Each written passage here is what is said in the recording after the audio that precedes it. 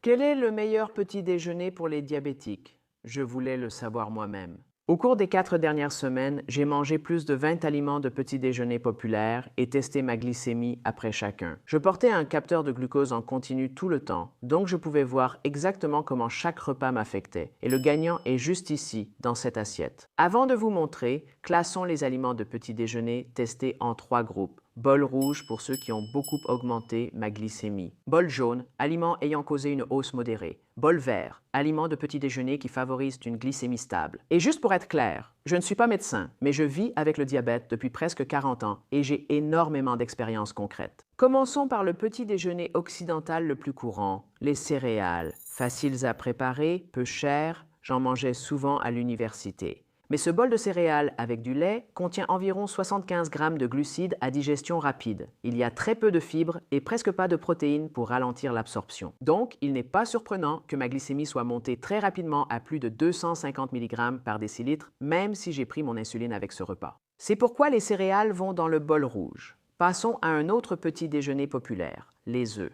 Pour mon test, je prépare une omelette de 3 œufs avec de l'huile d'olive, des tomates, des épinards et un peu de fromage persillé. Ce repas est rapide et facile à préparer, mais très différent des céréales nutritionnellement. Il contient plus de 25 grammes de protéines de haute qualité, très peu de glucides, un peu de fibres provenant des légumes et des graisses saines pour ralentir l'absorption. Après avoir mangé cette omelette, ma glycémie est restée stable. La courbe du capteur a été presque plate, avec juste une légère hausse environ 1 heure et demie plus tard. Et c'est exactement ce que je recherche le matin. Donc les œufs doivent aller dans le bol vert, sans aucun doute. Pour être transparent, si vous êtes diabétique insulinodépendant comme moi, il se peut que vous ayez besoin d'insuline pour une omelette. Mais d'après mon expérience, j'ai juste besoin d'une toute petite dose environ 1 heure après le repas pour couvrir l'effet des protéines. Ensuite, il y a le porridge. Et celui-ci divise vraiment les avis. Parce que beaucoup de gens pensent que le porridge est automatiquement bon pour la santé. Et d'autres pensent que c'est une bombe de glucides qu'il faut éviter à tout prix. Et honnêtement, ils ont tous les deux tort. Parce qu'avec les flocons d'avoine, tout dépend vraiment de la façon dont vous les préparez. Ce que j'utilise ici, ce sont des flocons d'avoine très peu transformés et riches en fibres. J'ai utilisé du lait d'amande,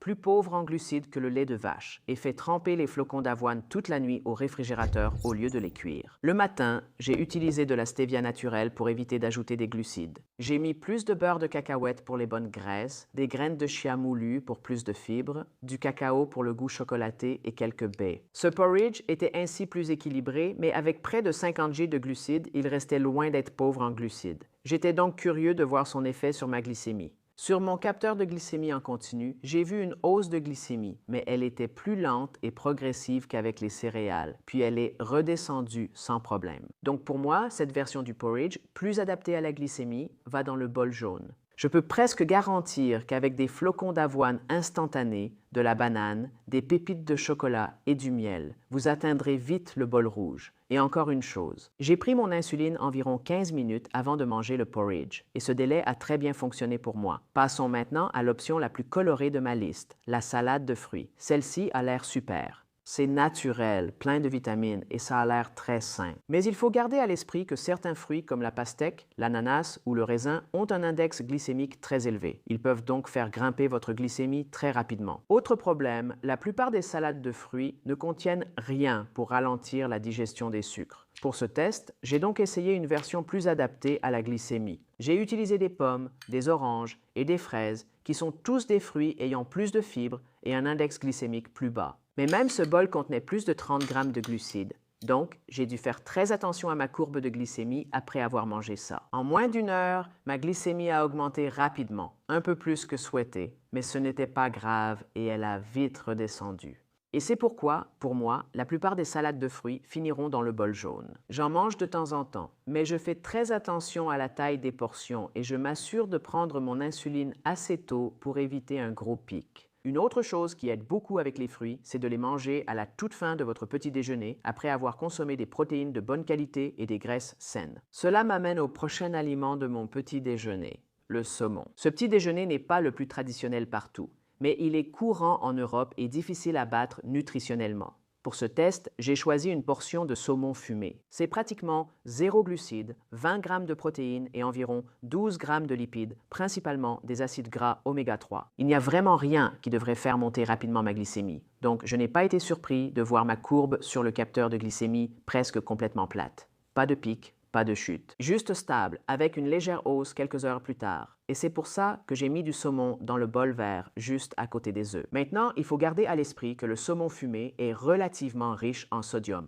Donc, si vous faites attention au sel, vous voudrez peut-être choisir du saumon frais à la place. Ensuite, un autre aliment populaire au petit déjeuner et première boisson de ma liste, le jus d'orange issu du fruit. Il est plein de vitamine C, mais quand on pense à la façon dont le jus d'orange est fabriqué, on enlève essentiellement toutes les fibres et on garde tout le sucre naturel. Donc, un verre de jus d'orange frais fait maison contient environ 25 grammes de glucides et comme c'est un liquide, ces glucides sont absorbés très rapidement. Quand j'ai bu ce jus, mon capteur de glycémie m'a montré une forte augmentation de ma glycémie, suivie d'une chute rapide peu de temps après. Le problème des calories liquides, c'est qu'elles augmentent la glycémie sans vraiment rassasier. Du point de vue de l'insuline, il est difficile d'aligner son action sur un pic de glucose aussi rapide. Le jus d'orange va donc directement dans le bol rouge, sans aucun doute. Ça ne veut pas dire que vous ne pouvez jamais en boire, mais si vous le faites, ça vaut le coup de réfléchir au moment et à la façon de le consommer, parce qu'au final, c'est essentiellement du sucre liquide. Mais maintenant, passons à un autre petit déjeuner populaire, le yaourt. J'en ai deux différents ici. Et c'est un parfait exemple de la façon dont deux aliments qui se ressemblent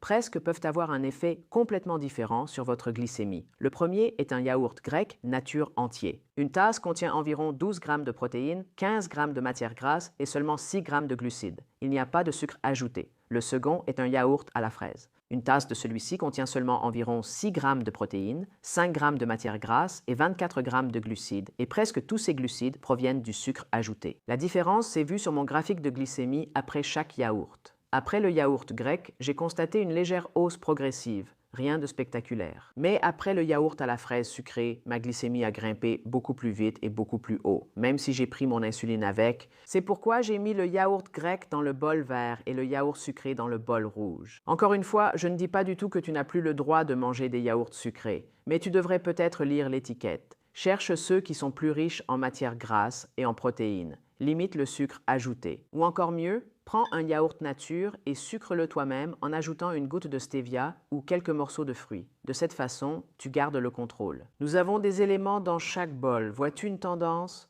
Pour ma part, oui. Mais avant de partager mon observation, parlons de le sujet qui fâche. Parce que quel genre de petit déjeuner ce serait sans un peu de pain, non?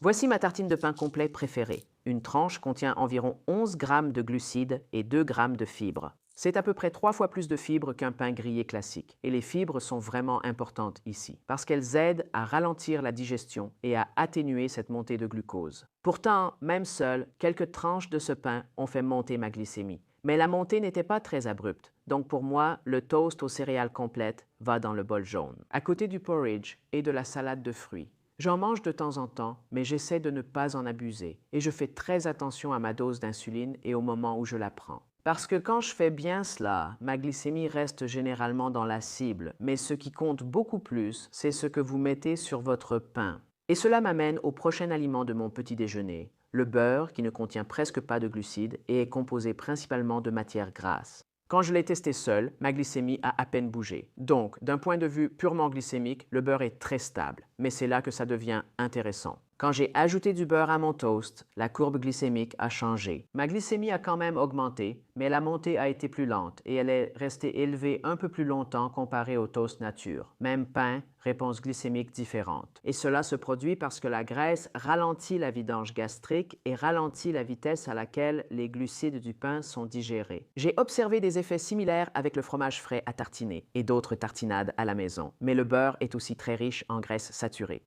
Le risque cardiovasculaire étant plus élevé avec le diabète, je n'en mange pas tous les jours. Pour moi, le beurre va donc dans le bol jaune. Ce n'est pas lié à la glycémie, mais à une consommation modérée. Bonne nouvelle, il existe d'autres alternatives pour votre toast, comme un œuf dur ou du fromage cottage. Ceux-ci sont plus faibles en graisses saturées, mais plus riches en protéines, et ils aident aussi à ralentir cette montée de glucose. Ici, j'ajoute même un peu de ciboulette par-dessus pour plus de goût et de fibres. C'est vraiment délicieux. Passons maintenant à l'aliment populaire suivant, la confiture. Mettre une fine couche sur votre tartine paraît inoffensif, mais la plupart des confitures contiennent beaucoup de sucre ajouté. Et une seule cuillère peut facilement ajouter 10 à 15 grammes de glucides à digestion rapide à votre petit déjeuner. En testant une tartine à la confiture, ma glycémie a augmenté bien plus vite et plus fortement. Le pic était beaucoup plus difficile à gérer même si j'ai pris mon insuline, car il n'y a tout simplement rien pour freiner la hausse de la glycémie. Donc pour moi, la confiture va directement dans le bol rouge, juste à côté du jus d'orange. Je ne dis pas que vous ne pouvez pas manger de la confiture, mais privilégiez celle avec moins de sucre ajouté. Ou envisagez celle avec des édulcorants comme la stevia naturelle, le fruit du moine ou l'érythritol. Maintenant, prenons un peu de recul et regardons la prochaine option de petit déjeuner. Vous voyez, la plupart des gens ne mangent pas vraiment de pain complet grillé avec de la confiture pauvre en glucides. Ils mangent du pain grillé blanc qui contenait 13 grammes de glucides dans mon test, soit un peu plus que le pain complet grillé, mais presque pas de fibres. Le manque de fibres a un fort impact, car sans elles, les glucides sont absorbés bien plus vite. C'est ce que la courbe de mon capteur de glucose en continu montrait clairement. Après avoir mangé quelques tranches, ma glycémie a grimpé à environ 200 mg par décilitre en moins d'une heure, ce qui est clairement plus élevé que ce que je souhaiterais. Il y a de petites choses que vous pouvez faire pour améliorer cela. Congeler le pain puis le griller peut légèrement augmenter l'amidon résistant. Et associer le pain à des protéines, des graisses ou des fibres aidera aussi à freiner la hausse de la glycémie. Mais au final, ça reste du pain raffiné. Donc pour moi, le pain demi-blanc va dans le bol rouge. Je n'en mange presque jamais. Et quand j'en mange, je garde la portion petite et je prends mon insuline 15 minutes à l'avance pour éviter un pic massif de glycémie. À ce stade de l'expérience, j'avais déjà testé plus d'une douzaine de petits déjeuners et quelque chose d'intéressant a commencé à apparaître. Les aliments qui maintenaient ma glycémie stable avaient tous quelque chose en commun. Maintenant, la découverte clé pour moi, c'est que les repas riches en protéines, en bonnes graisses et en fibres maintenaient ma glycémie stable. Chaque fois que je mangeais des glucides seuls, ma glycémie montait en flèche. Au fil de l'expérience, certains autres repas se sont aussi révélés bénéfiques pour la glycémie. Le premier, c'était l'avocat, une façon intelligente d'améliorer votre tartine du matin. Ce fruit onctueux est riche en bonnes graisses et en fibres. Un demi-avocat contient environ 9 grammes de glucides, mais 7 de ces grammes sont des fibres. En plus, il a un index glycémique très bas, ce qui signifie qu'il devrait avoir un impact minimal sur la glycémie. Personnellement, j'adore le goût de l'avocat frais. J'en mange tout le temps et à chaque fois que j'en mange, ma glycémie bouge à peine. En ajoutant de l'avocat sur du pain grillé, ma courbe de glucose était plus stable qu'avec du pain blanc seul. Les graisses et fibres ont nettement freiné la hausse de glycémie. Pour moi, l'avocat va directement dans le bol vert. C'est l'un des moyens les plus simples d'améliorer un petit déjeuner. Passons maintenant à un autre classique, le bacon. Ce point est controversé car, côté glycémie, le bacon est très stable. Il contient presque pas de glucides, surtout des graisses et un peu de protéines. Après avoir mangé quelques tranches, ma courbe glycémique est restée presque plate, avec seulement une légère hausse quelques heures plus tard. Aucun pic ni grosse chute. Si on ne considérait que la glycémie, le bacon irait dans le bol vert. Mais le petit déjeuner ne se limite pas au glucose. Le bacon est une viande transformée riche en graisses saturées et sodium, donc je n'en mange pas souvent. Si je veux quelque chose de similaire, je prends généralement du jambon de dinde moins salé. C'est toujours bon et bien meilleur pour mon cœur. Pour moi, le bacon va dans le bol jaune. Très bon pour la glycémie, mais c'est un choix occasionnel. Ensuite, il y a le petit déjeuner que tout le monde aime le dimanche matin, les pancakes. C'est là que ça devient intéressant. Une pile typique de pancakes faite avec de la farine blanche, du lait, des œufs et du sucre peut facilement contenir environ 100 grammes de glucides à digestion rapide. Il y a un peu de matière grasse, mais peu de fibres et de protéines.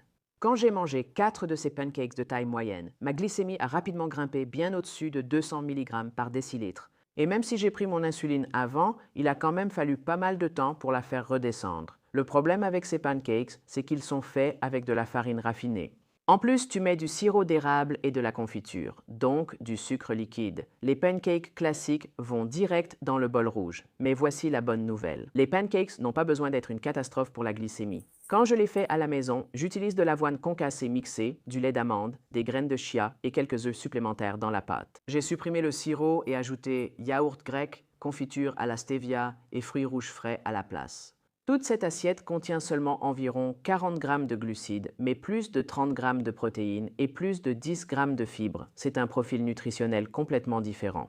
Quand j'ai testé ceux-ci, ma glycémie a quand même augmenté, mais la montée était plus lente et beaucoup plus contrôlée. Le pic n'a jamais atteint celui de la version classique des pancakes. Et c'est pourquoi ma version des pancakes va dans le bol jaune. Même idée, résultat différent. Passons maintenant au prochain petit déjeuner de ma liste, les fruits rouges.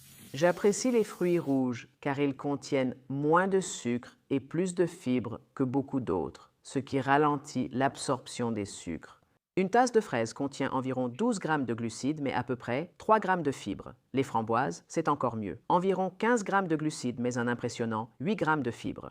La plupart des fruits rouges courants ont aussi un index glycémique relativement bas, surtout les framboises et les mûres, ce qui est un autre avantage. Quand j'ai testé une tasse de fruits rouges mélangés seuls, ma glycémie a un peu augmenté, mais la hausse était bien plus faible comparée à des pancakes ou une salade de fruits. Et c'est pourquoi, pour moi, les fruits rouges vont dans le bol vert, juste à côté de l'avocat. Je peux généralement en manger une bonne portion sans trop m'inquiéter pour ma glycémie. Je compte tout de même les glucides et je prends mon insuline 10 minutes à l'avance pour garder ma glycémie aussi stable que possible. Mais passons maintenant au pudding de chia. Les graines de chia sont petites, mais incroyablement puissantes. Seulement 2 cuillères à soupe contiennent environ 10 grammes de fibres et une bonne quantité d'oméga 3, ce qui est énorme pour une si petite portion. Je les mélange avec du lait d'amande non sucré, de la cannelle, de la vanille et quelques gouttes de stevia pour une saveur sucrée agréable. Je les garde au réfrigérateur toute la nuit et ils prennent une texture de pudding épais qui se digère très lentement. Le matin, je les garnis de quelques baies, de quelques morceaux de mangue, d'orange ou de tout autre fruit que j'ai envie de manger. Ce bol entier contient environ 25 grammes de glucides, mais à peu près la moitié est constituée de fibres. Donc, c'est en fait un excellent petit déjeuner bien équilibré. Quand je l'ai testé, ma glycémie est restée stable. Même avec des fruits, la hausse était bien plus maîtrisée que les flocons d'avoine. C'est pourquoi le pudding aux graines de chia va directement dans le bol vert. C'est simple, rassasiant et c'est l'un des petits déjeuners les plus doux pour la glycémie de ma liste. Si vous avez déjà regardé ma chaîne, vous savez probablement que les graines de chia sont l'un de mes outils préférés pour atténuer ces pics de glucose. J'en ajoute dans presque tout. Si vous n'aimez pas les graines de chia ou les trouvez trop chères, utilisez des graines de lin moulues ou du psyllium pour un résultat similaire. Maintenant, on va changer complètement de sujet parce que le prochain élément sur ma liste, c'est le steak.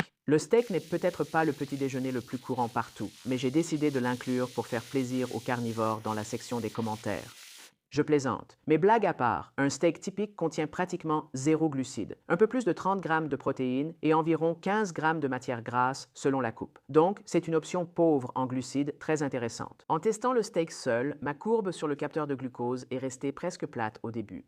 Mais quelques heures plus tard, j'ai commencé à voir une augmentation modérée du glucose, car les protéines étaient progressivement converties en glucose. Pour moi, c'est une réponse glycémique fréquente après avoir mangé du steak. Et c'est pourquoi je prends généralement une petite dose d'insuline environ 1 heure après avoir mangé un repas aussi riche en protéines, afin de garder ma glycémie encore plus stable. Mais dans l'ensemble, le steak est très prévisible et assez facile à gérer pour la plupart d'entre nous qui vivons avec le diabète. C'est pourquoi j'ai mis le steak dans le bol vert, près du pudding de chia. Le seul point que je voudrais nuancer ici, c'est que selon la coupe, le steak peut être assez riche en graisses saturées. Donc, je choisis généralement des morceaux plus maigres et je n'en mange pas tous les jours. Maintenant, avant de révéler le gagnant, nous devons parler de l'élément du petit déjeuner le plus populaire de tous, le café. Je suis un grand buveur de café et j'en bois probablement plus que je ne le devrais. Mais quand j'étais plus jeune, je buvais mon café avec du sucre et du lait. Une tasse de ce café contient environ 15 grammes de glucides et je voyais ma glycémie grimper très rapidement, parfois d'environ 100 mg par décilitre, sauf si je prenais mon insuline bien à l'avance. Rien de surprenant à cela. Mais même après être passé au café noir sans glucides,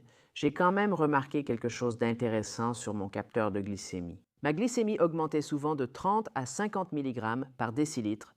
C'est parce que la caféine peut déclencher des hormones dans mon corps qui peuvent faire grimper la glycémie, surtout le matin. Je pense que le café n'est pas vraiment un problème, mais le moment où on le boit importe, d'où mon choix du bol jaune. Ce qui marche le mieux pour moi, c'est de ne pas boire de café juste après mon réveil. En plus, je prends généralement une très petite dose d'insuline juste après m'être servi cette tasse de café pour éviter le pic. Mais maintenant, il est enfin temps de révéler le gagnant. Et en repensant à mon expérience, ces petits déjeuners qui ont donné les meilleurs résultats avaient toujours quelque chose en commun.